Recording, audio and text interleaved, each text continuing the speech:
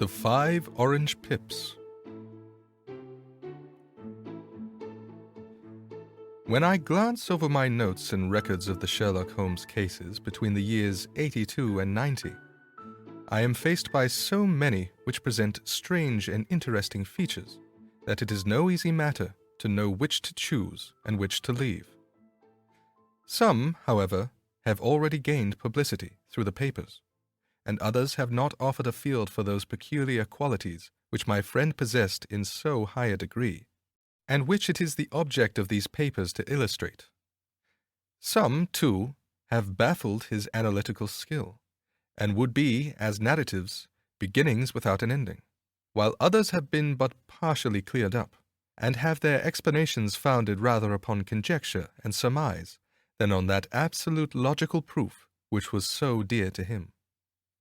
There is, however, one of these last which was so remarkable in its details and so startling in its results that I am tempted to give some account of it in spite of the fact that there are points in connection with it which never have been, and probably never will be, entirely cleared up.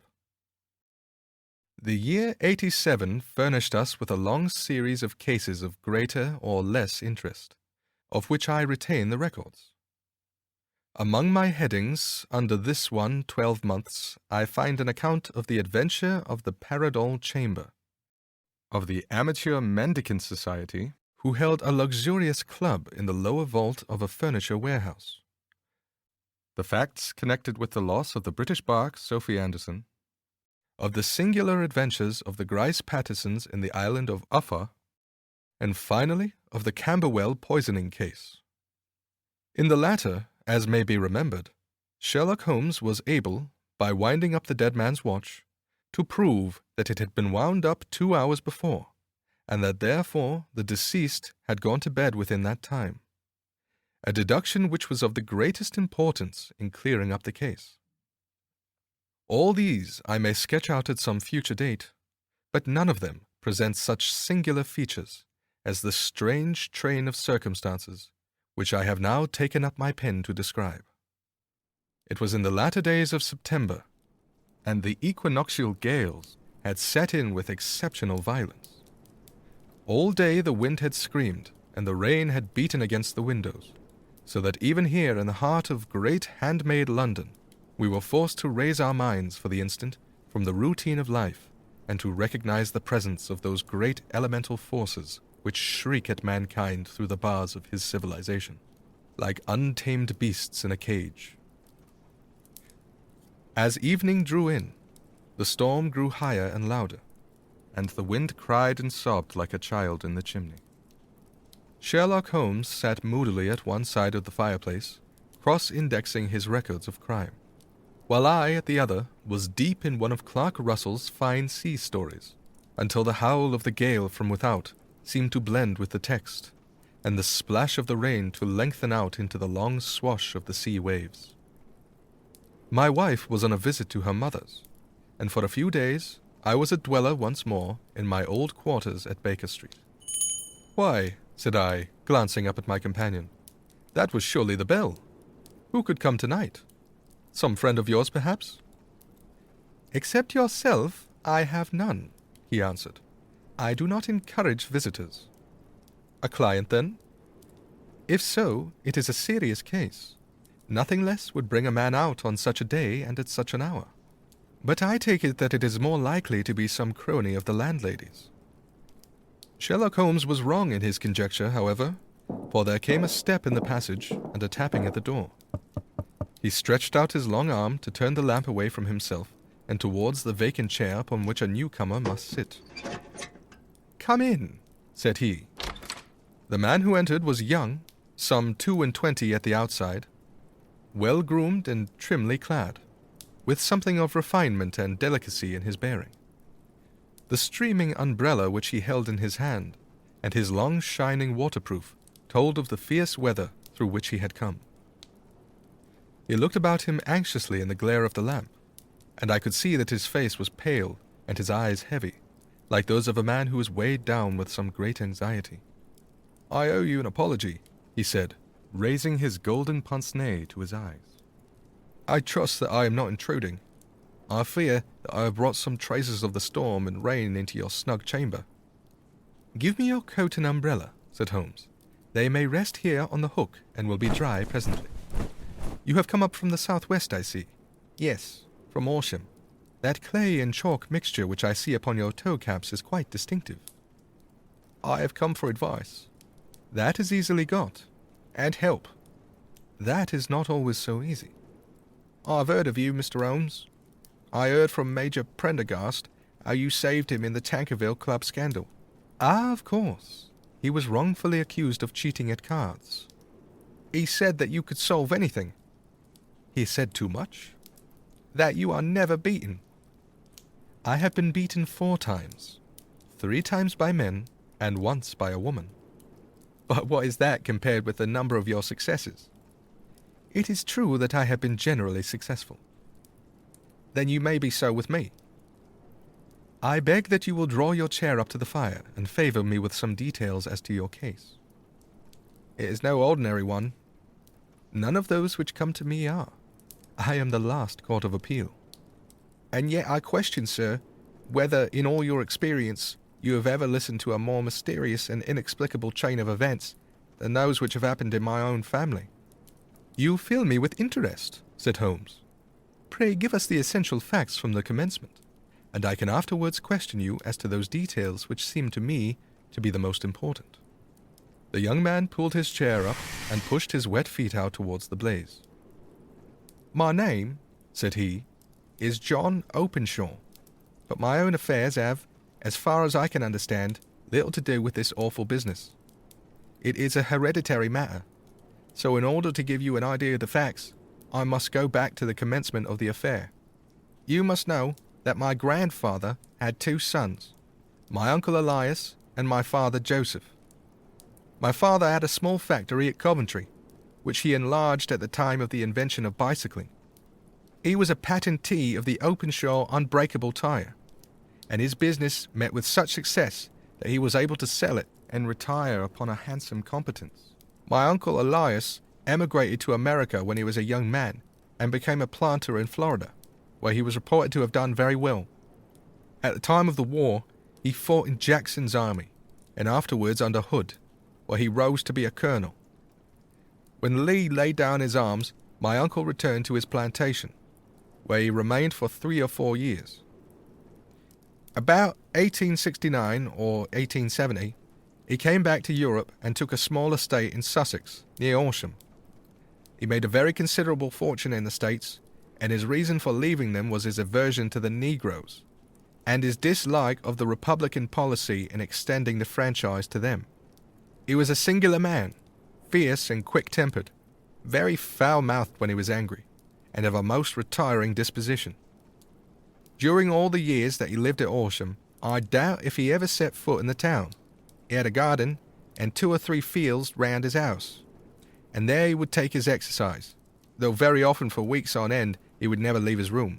He drank a great deal of brandy and smoked very heavily, but he would see no society and did not want any friends, not even his own brother. He didn't mind me. In fact, he took a fancy to me, for at the time when he saw me first I was a youngster of 12 or so. This would be in the year 1878, after he had been 8 or 9 years in England. He begged my father to let me live with him, and he was very kind to me in this way.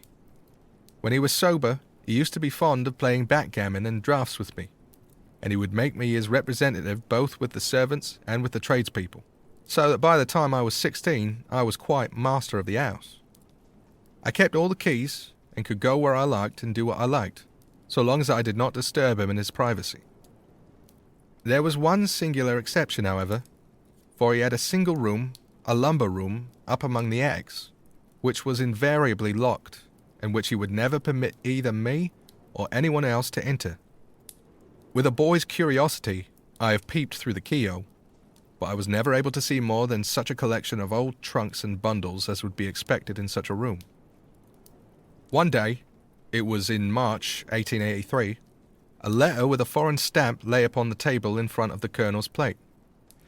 It was not a common thing for him to receive letters, for his bills were all paid in ready money, and he had no friends of any sort. "From India," said he as he took it up. Pondicherry postmark. What can this be? Opening it hurriedly, out there jumped 5 little dried orange pips, which pattered down upon his plate. I began to laugh at this, but the laugh was struck from my lips at the sight of his face. His lip had fallen, his eyes were protruding, his skin the colour of putty, and he glared at the envelope which he still held in his trembling hand.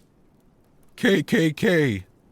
He shrieked, and then, my God, my sins have overtaken me.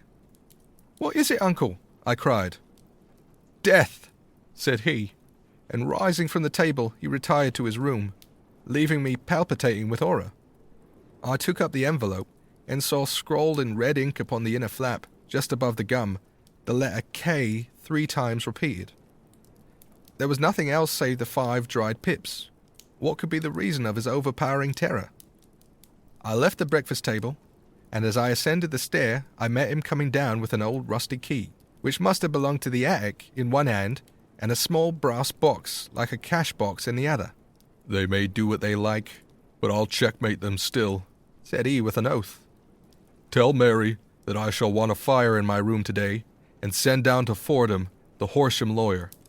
I did as he ordered, and when the lawyer arrived, I was asked to step up to the room. The fire was burning brightly, and in the grate there was a mass of black, fluffy ashes, as of burned paper, while the brass box stood open and empty beside it. As I glanced at the box, I noticed with a start that upon the lid was printed the treble K, which I had read in the morning upon the envelope. I wish you, John, said my uncle, to witness my will. I leave my estate with all its advantages and all its disadvantages to my brother, your father, whence it will, no doubt, descend to you. If you can enjoy it in peace, well and good. If you find you cannot, take my advice, my boy, and leave it to your deadliest enemy.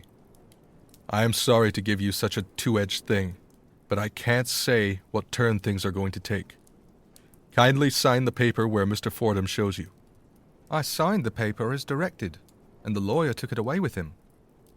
The singular incident made, as you may think, the deepest impression upon me, and I pondered over it and turned it every way in my mind, without being able to make anything of it. Yet I could not shake off the vague feeling of dread which it left behind, though the sensation grew less keen as the weeks passed, and nothing happened to disturb the usual routine of our lives. I could see a change in my uncle, however. He drank more than ever, and he was less inclined for any sort of society. Most of his time he would spend in his room, with the door locked upon the inside. But sometimes he would emerge in a sort of drunken frenzy, and would burst out of the house and tear about the garden with a revolver in his hand, screaming out that he was afraid of no man, and that he was not to be cooped up, like a sheep in a pen, by man or devil. When these hot fits were over, however, he would rush tumultuously in at the door and lock and bar it behind him, like a man who can brazen it out no longer against the terror which lies at the roots of his soul. At such times, I have seen his face, even on a cold day, glisten with moisture, as though it were new raised from a basin. Well, to come to an end of the matter, Mr. Holmes, and not to abuse your patience, there came a night when he made one of those drunken sallies from which he never came back. We found him, when we went to search for him, face downward in a little green scummed pool, which lay at the foot of the garden. There was no sign of any violence, and the water was but 2 feet deep, so that the jury, having regard to his known eccentricity, brought in a verdict of suicide. But I, who knew how he winced from the very thought of death, had much ado to persuade myself that he had gone out of his way to meet it. The matter passed, however, and my father entered into possession of the estate, and of some £14,000, which lay to his credit at the bank. "One moment," Holmes interposed. "Your statement is, I foresee, one of the most remarkable to which I have ever listened.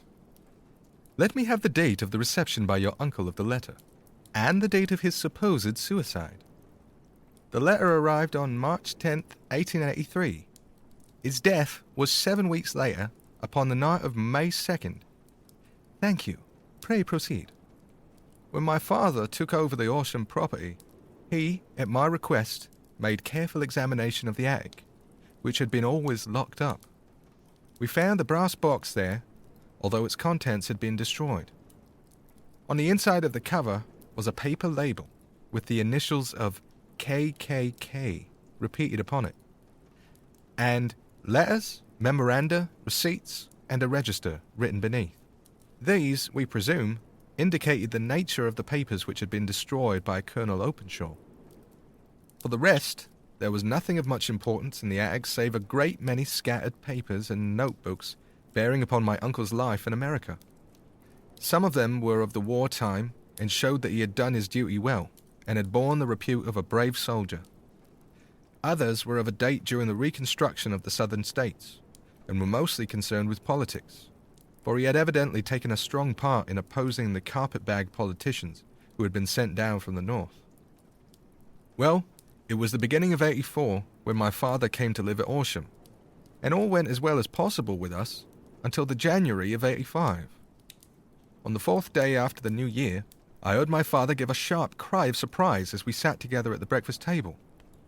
There he was, sitting with a newly opened envelope in one hand and 5 dried orange pips in the outstretched palm of the other one.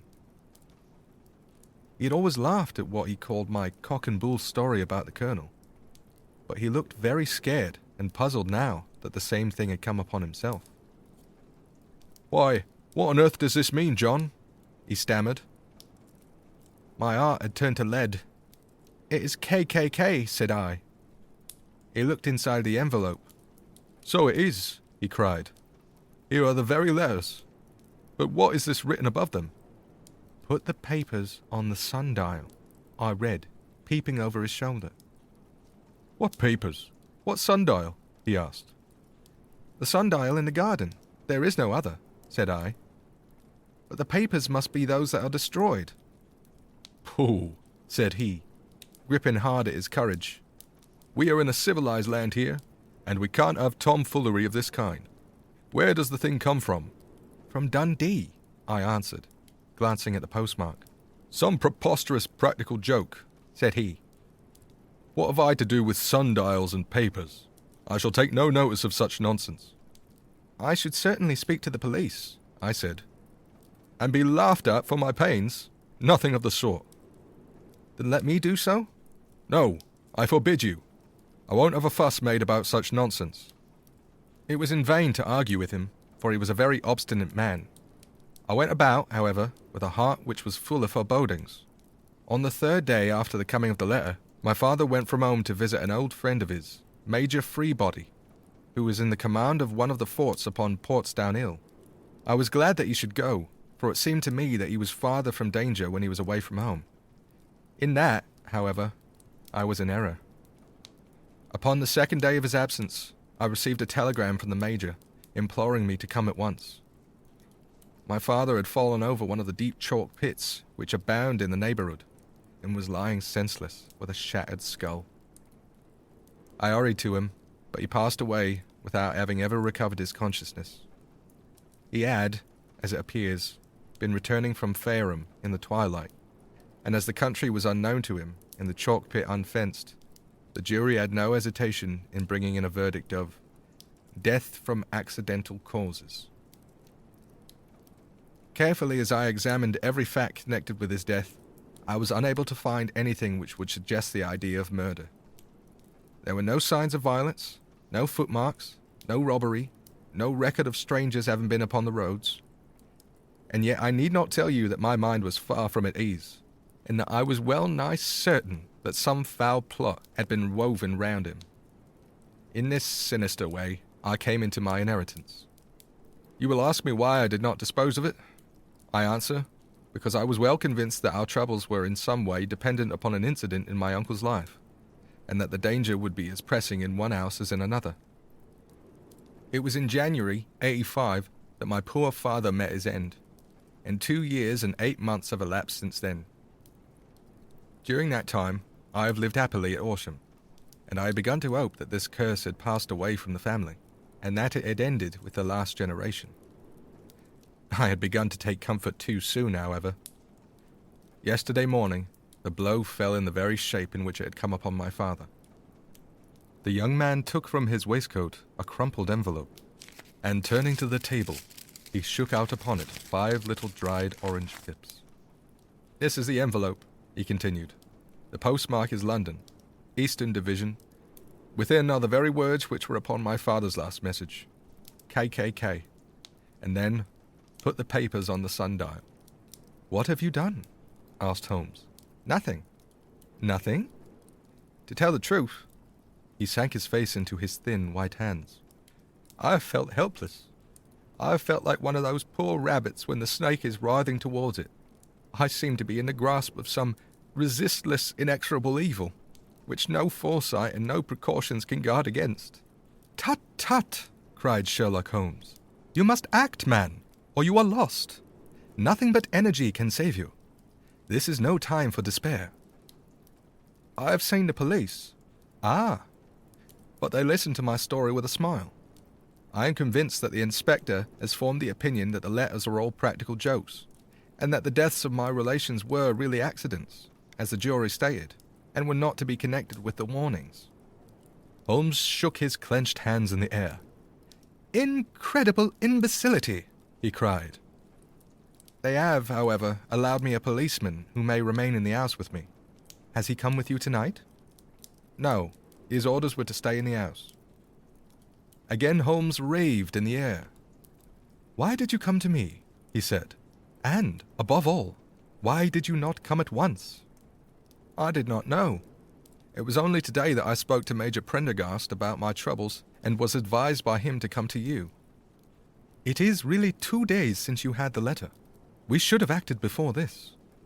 You have no further evidence, I suppose, than that which you have placed before us? No suggestive detail which might help us?" "There is one thing," said John Openshaw. He rummaged in his coat pocket, and, drawing out a piece of discolored, blue-tinted paper, he laid it out upon the table. "I have some remembrance," said he, "that on the day when my uncle burned the papers, I observed that the small, unburned margins which lay amid the ashes were of this particular color. I found this single sheet upon the floor of his room, and I am inclined to think that it may be one of the papers which has, perhaps, fluttered out from among the others, and in that way has escaped destruction.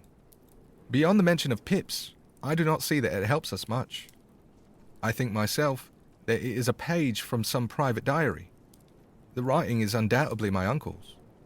Holmes moved the lamp, and we both bent over the sheet of paper, which showed by its ragged edge that it had indeed been torn from a book.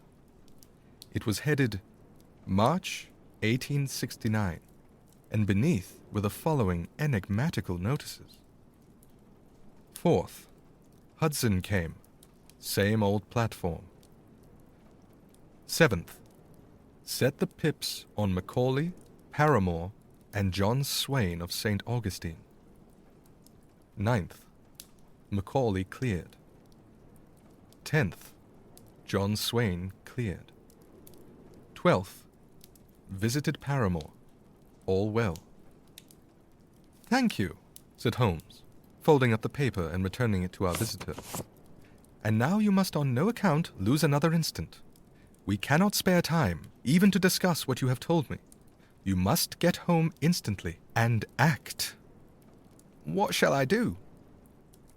"There is but one thing to do. It must be done at once. You must put this piece of paper which you have shown us into the brass box which you have described. You must also put in a note to say that all the other papers were burned by your uncle, and that this is the only one which remains. You must assert that in such words as will carry conviction with them. Having done this, you must at once put the box out upon the sundial, as directed. Do you understand?" "Entirely." "Do not think of revenge or anything of the sort at present. I think that we may gain that by means of the law, but we have our web to weave, while theirs is already woven. The first consideration is to remove the pressing danger which threatens you. The second is to clear up the mystery and to punish the guilty parties." "I thank you," said the young man, rising and pulling on his overcoat. "You have given me fresh life and hope. I shall certainly do as you advise. Do not lose an instant. And, above all, take care of yourself in the meanwhile, for I do not think that there can be a doubt that you are threatened by a very real and imminent danger. How do you go back? By train from Waterloo. It is not yet 9. The streets will be crowded, so I trust that you may be in safety. And yet you cannot guard yourself too closely. I am armed. That is well. Tomorrow I shall set to work upon your case. I shall see you at Horsham then? No, your secret lies in London. It is there that I shall seek it. Then I shall call upon you in a day or in 2 days, with news as to the box and the papers. I shall take your advice in every particular.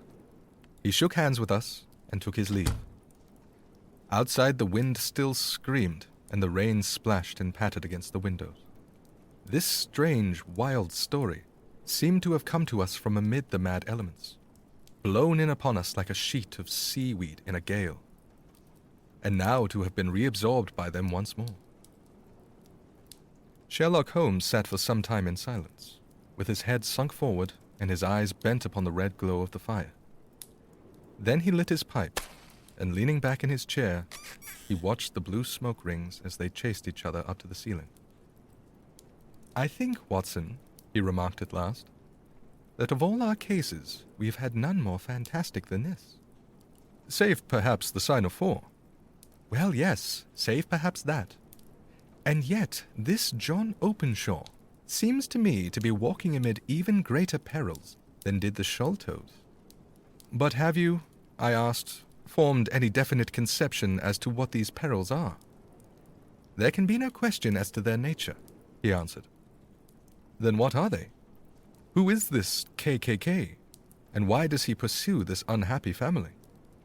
Sherlock Holmes closed his eyes and placed his elbows upon the arms of his chair, with his fingertips together.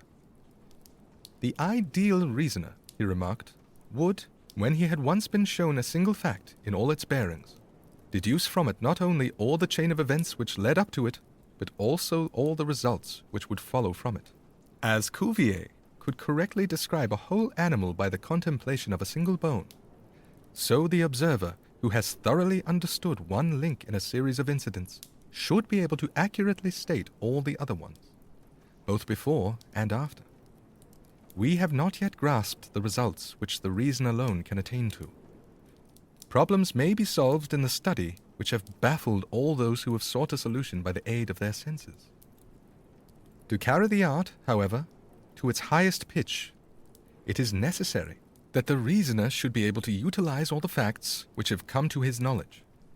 And this in itself implies, as you will readily see, a possession of all knowledge, which, even in these days of free education and encyclopedias, is a somewhat rare accomplishment. It is not so impossible, however, that a man should possess all knowledge which is likely to be useful to him in his work. And this I have endeavored in my case to do. If I remember rightly, you on one occasion, in the early days of our friendship, defined my limits in a very precise fashion. Yes, I answered, laughing. It was a singular document. Philosophy, astronomy, and politics were marked at 0, I remember. Botany variable, geology profound, as regards the mudstains from any region within 50 miles of town. Chemistry, eccentric. Anatomy, unsystematic. Sensational literature and crime records unique. Violin player, boxer, swordsman, lawyer, and self-poisoner by cocaine and tobacco. Those, I think, were the main points of my analysis. Holmes grinned at the last item. Well, he said, I say now, as I said then, that a man should keep his little brain attic stocked with all the furniture that he is likely to use, and the rest he can put away in the lumber room of his library, where he can get it if he wants it. Now, for such a case as the one which has been submitted to us tonight, we need certainly to muster all our resources. Kindly hand me down the letter K of the American Encyclopedia, which stands open upon the shelf beside you. Thank you. Now, let us consider the situation. and see what may be deduced from it. In the first place, we may start with a strong presumption that Colonel Openshaw had some very strong reason for leaving America. Men at his time of life do not change all their habits and exchange willingly the charming climate of Florida for the lonely life of an English provincial town. His extreme love of solitude in England suggests the idea that he was in fear of someone or something. So we may assume, as a working hypothesis, that it was fear of someone or something which drove him from America.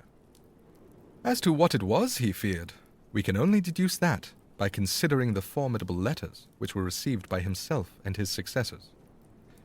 Did you remark the postmarks of those letters? The first was from Pondicherry, the second from Dundee, and the third from London. From East London, what do you deduce from that? They are all seaports. That the writer was on board of a ship. Excellent! We have already a clue. There can be no doubt that the probability, the strong probability, is that the writer was on board of a ship. And now let us consider another point. In the case of Pondicherry, 7 weeks elapsed between the threat and its fulfillment. In Dundee, it was only some 3 or 4 days. Does that suggest anything? A greater distance to travel. But the letter had also a greater distance to come. Then I do not see the point. There is at least a presumption that the vessel in which the man or men are is a sailing ship. It looks as if they always send their singular warning or token before them when starting upon their mission. You see how quickly the deed followed the sign when it came from Dundee. If they had come from Pondicherry in a steamer, they would have arrived almost as soon as their letter. But, as a matter of fact, 7 weeks elapsed. I think that those 7 weeks represented the difference between the mailboat which brought the letter and the sailing vessel which brought the writer. It is possible. More than that, it is probable. And now you see the deadly urgency of this new case, and why I urged young Openshaw to caution. The blow has always fallen at the end of the time which it would take the senders to travel the distance. But this one comes from London, and therefore we cannot count upon delay. Good God! I cried. What can it mean, this relentless persecution? The papers which Openshaw carried are obviously of vital importance to the person or persons in the sailing ship. I think that it is quite clear that there must be more than one of them.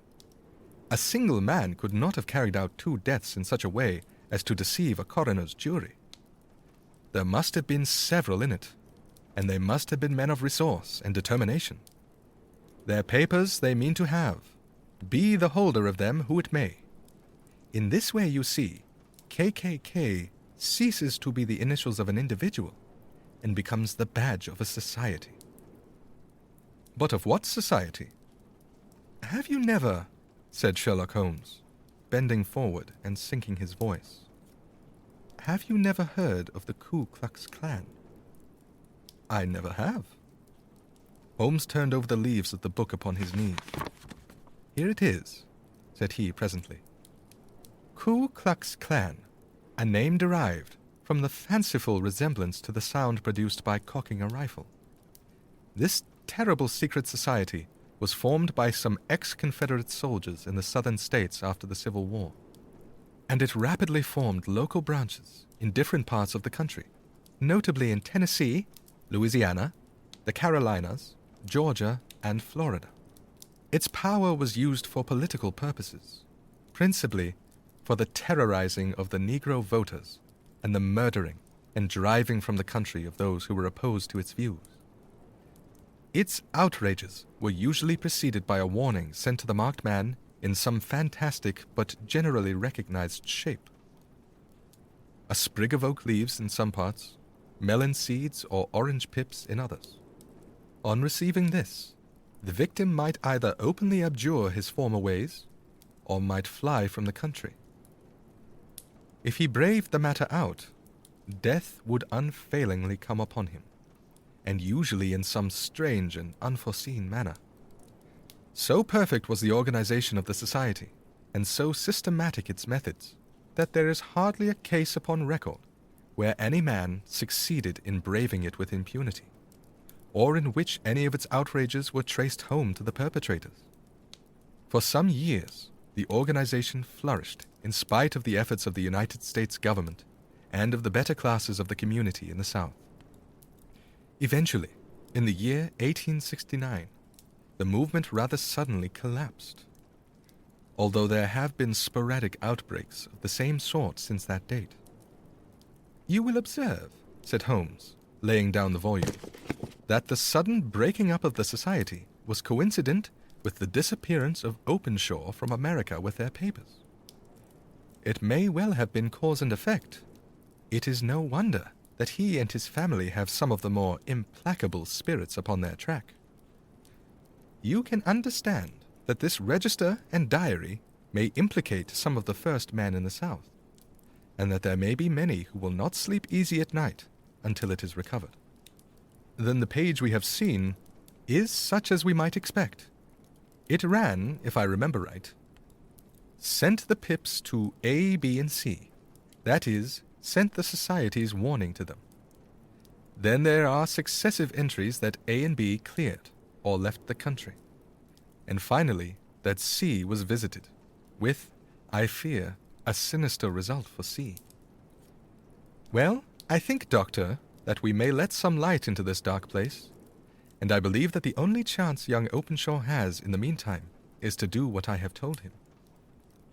There is nothing more to be said or to be done tonight. So hand me over my violin, and let us try to forget, for half an hour, the miserable weather and the still more miserable ways of our fellow men." It had cleared in the morning, and the sun was shining with a subdued brightness through the dim veil which hangs over the great city. Sherlock Holmes was already at breakfast when I came down. "You will excuse me for not waiting for you," said he. "I have, I foresee, a very busy day before me in looking into this case of young Openshaw's." "What steps will you take?" I asked. "It will very much depend upon the results of my first inquiries. I may have to go down to Horsham after all." "You will not go there first?" "No, I shall commence with the city. Just ring the bell and the maid will bring up your coffee." As I waited, I lifted the unopened newspaper from the table and glanced my eye over it. It rested upon a heading which sent a chill to my heart. "Holmes!" I cried. "You are too late." "Ah," said he, laying down his cup, "I feared as much. How was it done?" He spoke calmly, but I could see that he was deeply moved. My eye caught the name of Openshaw and the heading, "Tragedy near Waterloo Bridge." Here is the account. "Between 9 and 10 last night, Police Constable Cook of the H Division, on duty near Waterloo Bridge, heard a cry for help and a splash in the water. The night, however, was extremely dark and stormy, so that, in spite of the help of several passer-bys, it was quite impossible to effect a rescue. The alarm, however, was given, and by the aid of the water police, the body was eventually recovered. It proved to be that of a young gentleman whose name, as it appears from an envelope which was found in his pocket, was John Openshaw, and whose residence is near Horsham. It is conjectured that he may have been hurrying down to catch the last train from Waterloo Station, and that in his haste and the extreme darkness he missed his path and walked over the edge of one of the small landing places for river steamboats.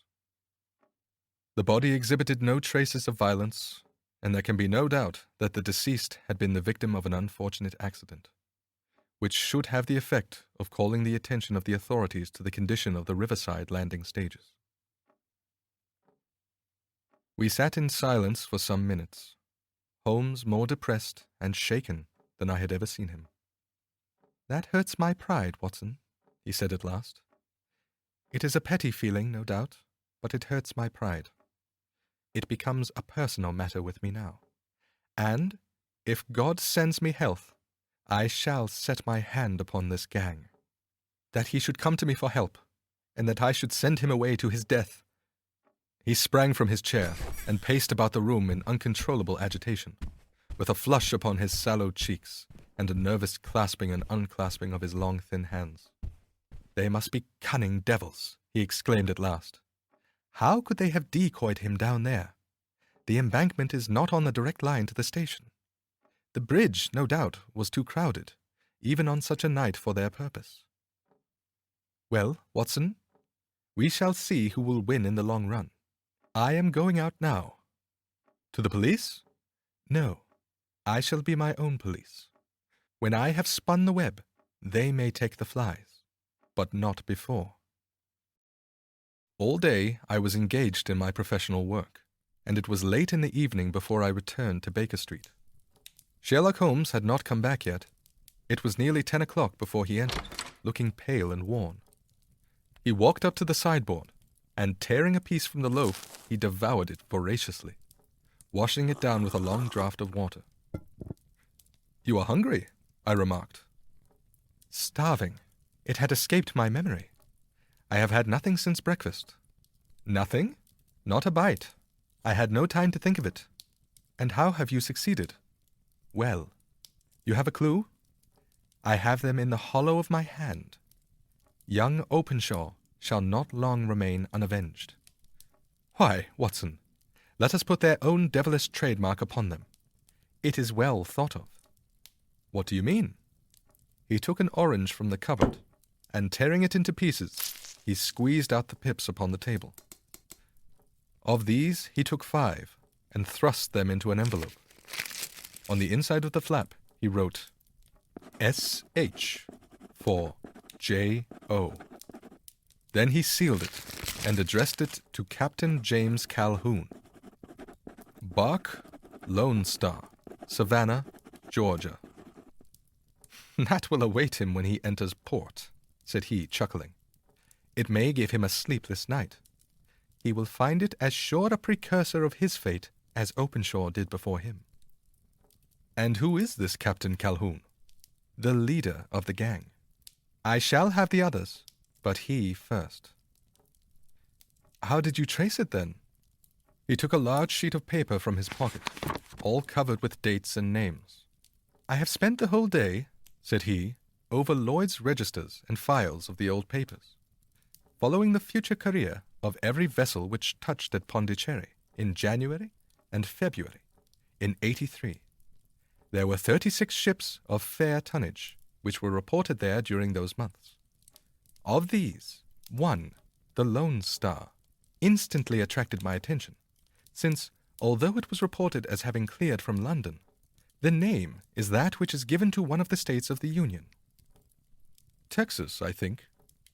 I was not and am not sure which, but I knew that the ship must have an American origin. What then?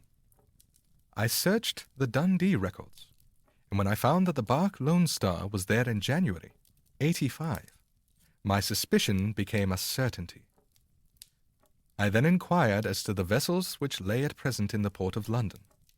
Yes, the Lone Star had arrived here last week. I went down to the Albert Dock and found that she had been taken down the river by the early tide this morning, homeward bound to Savannah. I wired to Gravesend and learned that she had passed some time ago, and as the wind is easterly, I have no doubt that she is now past the Goodwins, and not very far from the Isle of Wight. What will you do then? Oh, I have my hand upon him. He and the 2 mates are, as I learn, the only native-born Americans in the ship. The others are Finns and Germans. I know, also, that they were all 3 away from the ship last night. I had it from the stevedore, who has been loading their cargo. By the time that their sailing ship reaches Savannah, the mailboat will have carried this letter, and the cable will have informed the police of Savannah that these 3 gentlemen are badly wanted here upon a charge of murder. There is ever a flaw, however, in the best laid of human plans, and the murderers of John Openshaw were never to receive the orange pips which would show them that another, as cunning and as resolute as themselves, was upon their track. Very long and very severe were the equinoctial gales that year. We waited long for news of the Lone Star of Savannah, but none ever reached us. We did at last hear, that somewhere far out in the Atlantic, a shattered sternpost of a boat was seen swinging in the trough of a wave, with the letters LS carved upon it. And that is all which we shall ever know of the fate of the Lone Star.